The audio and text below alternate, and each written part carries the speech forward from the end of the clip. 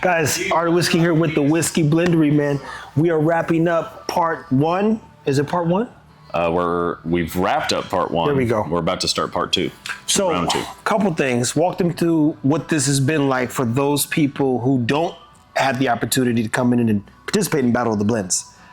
Yeah, for the judging process. Yeah, everything. Just the whole blending, Yeah, the so- excitement, the stress. Yeah, I mean, it is what you make of it, I guess. It's just time consuming, I would say. Because we spend a lot of time trying to make sure every variable is the same for everybody. Yeah. And so it's fair for everybody. So like even the whiskeys that are in these brackets were randomly selected in the brackets. And then you'll see when the judges show up, we'll have a randomizer spin the wheel. So after they get here, we're Wheel of Fortune, and then the first person that gets drawn on the wheel is in seat one, next person seat two. So then the judges in the bracket are randomized, and then so they won't know, and it's A, B, C, D, E, so they won't know what they're judging. The people that move on or don't move on, they won't know who judged their whiskey. So it's all. Everything is kept close to the chest, just because we want there to be unbiased. Because if you know the guys that did one of the whiskeys, that will influence your decision. If if the guys making the whiskey knew who the judges were, then they're going to try to make the whiskey towards what they think that they're going to like. So Because the world is not as honest as we want it to be, right? well, they're just trying to win. Like, it's a competition. So even though it's for charity, everybody still wants to win. So, Now, if you don't mind, walk me through what a blend is. And mind you, we learned that blending is normally how whiskey starts. If you're starting fresh, you normally have to blend a few bottles, or maybe I'm wrong. yeah. So the teams that came in here, they had 5 single barrels. We actually put them up here. So these are the 5 single barrels. These are that they mash had bills? blend. Yeah. So the age. So 7.5 year, 21% rye bourbon, 7.5 year, 51% rye, 49 malted barley, 8.7 year, 51 rye, 45 corn, 6.5 year, 99 corn bourbon. So still a new barrel, and a 6.5 year, 95% wheat whiskey. So that's what we, I think we announced that yesterday. Yeah. So the people blending were blind when they're blending, so they just found out what those were. Again, we don't want to influence them when they're making the whiskey. We all want it to be all by taste. So we waited till every team was done until we let Give them them know. the formula per se. Yeah. And then they can calculate like whether they made a wheated bourbon or a rye or any of that stuff, then they know. So for those participating, what do you think is one of their biggest takeaways from opportunities like this to compete? Outside of being a super good thing for charity. Yeah, so we've already had people reach out that want feedback on the whiskey, whether they moved forward or didn't move forward. They want to know what people are saying about it. So, and I can understand that. Yeah.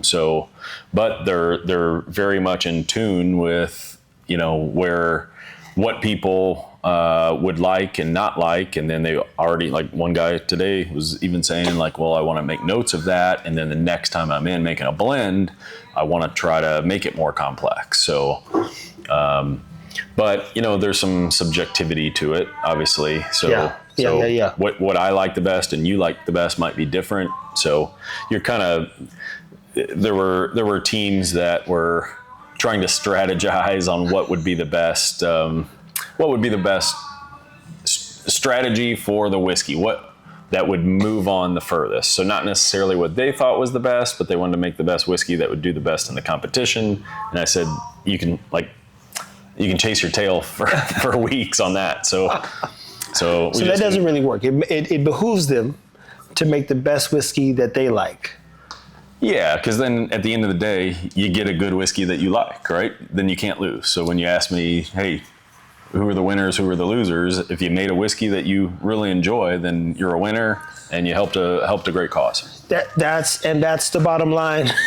Now there are how many? 10 left? 10 whiskeys left. Yeah, we went from 30 down to 10, so 20 got cut. Yeah.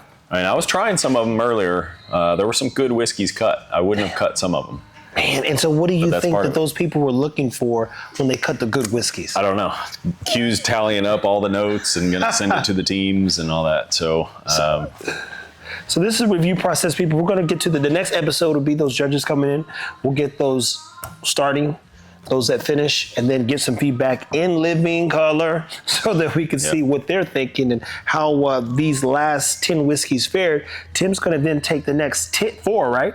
4. Yeah, final 4. Final 4 to some very, very good judges. And then we'll know who the winner is. And the winner gets, the big winner gets a year of... Yeah, every person on the team, so 4 people get a complimentary blending membership for 12 months. They also get a barrel head trophy with their name laser etched and their team name on it. So they get to keep one. We'll put another one in the distillery. So every year we'll have a trophy with their name displayed on it. And of course, the bragging rights are the big one. That's huge because I think there's some people who thought they were going to get to the final 10 or 4 and they're gone. I just tried one of the winner of last year, which I was kind of vocal that I didn't think that they were the best whiskey to win last year, but they won last year. Their whiskey this year I really love, and they didn't make it out of the gate. So. So they called their whiskey "Deblending the Title," and bless their heart. And it is a very good whiskey. Like I would buy that bottle, but and I think it's better than some of the ones in the semifinal round, but it didn't make it. So that's how it goes. That's the way the cookie crumbles. Those are my opinions. So, well, guys, if you're in Texas, DFW area specifically, feel free to stop by the Whiskey Blendery and definitely get your bottle. He'll be doing this again, and I think there's going to be other opportunities to create competition. I think that'd be fun to bring in more people every so often to see who can come up with the best whiskey. We actually one of the local whiskey clubs called the Locals. They weren't able to participate in this, but they're coming in later this month.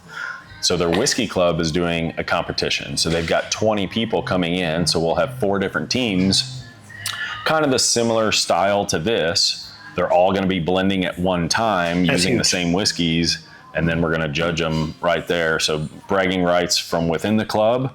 And then we'll scale up the one that won. And then that'll be released inside the club. Isn't that crazy, people? Listen, that sounds like a big opportunity. But it looks like we still need a lot of work to do to teaching people how to judge and drink and taste whiskey. Yeah, the judges coming in, we don't need to teach them how to drink whiskey. We've selected people that are experienced. Good palate, they're experienced in that area. So, and this will be fairly easy. I mean, we're down to 10, so five whiskeys apiece, and they just have to pick their top 2 whiskeys to advance. Guys, so stay tuned, man. As always, Keep It Whiskey, the Battle of the Blends. We're coming to a conclusion. One more, next week? Probably a little longer than that. So we have 6 judges, and I'm going to Kentucky next week. So might take. Last year it took 2 to 3 weeks to get all the feedback back and crown the winner. So we'll as we get some of the judges' feedback in, we'll likely announce that and kind of build up the suspense a little bit. So, because last year it was kind of all over the map on the 3 judges that we used. So those 3 judges are also judges this year. But as we get that feedback in the rankings, then it's kind of fun, almost like one of the duck races or something, to where it's like you come ahead and then now this guy takes over. So it's kind of fun to do that. But we will announce them as we get them, and then crown the winner when we know. Oh, man, do they get a crown? Not unless you provide that. I might have to make the whiskey crown. We'll see what happens, man. Make out a bunch of wooden corks. Keep it whiskey, people. Oh, that was good, man.